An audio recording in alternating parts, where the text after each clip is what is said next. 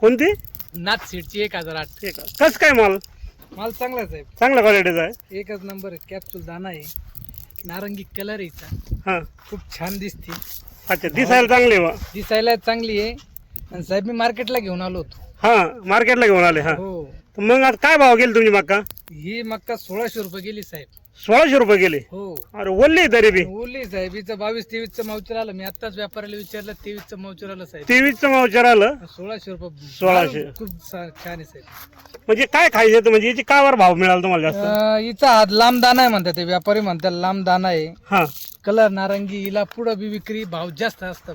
अच्छा अच्छा, म्हणजे कॅप्सूल आहे बा. हा, ही कॅप्सूल दाना आला साहेब. अच्छा अच्छा, हा हा, हे बा, हा जो प्रत्यक्ष दिसतोय हा कॅप्सूल दाना आहे.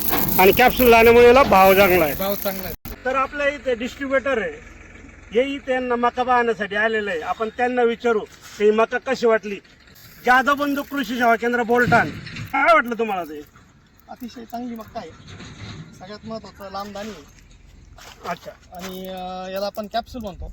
कॅप्सूल दाना. हा, मार्केटमध्ये पण इतर वाणापेक्षा 100 ते 150 रुपये याची किंमत शेतकऱ्याला जास्त मिळते. कशामुळे याची किंमत चांगली मिळाली? लांबदाणी आहे, कलर चांगला आहे हा हा, आणि कलर चांगला असल्यामुळे ती दिसायला पण चांगली दिसते. अच्छा, म्हणजे आय कॅच करते. हा. बरोबर, जाधव बंधून किती मस्त सांगितलं बा.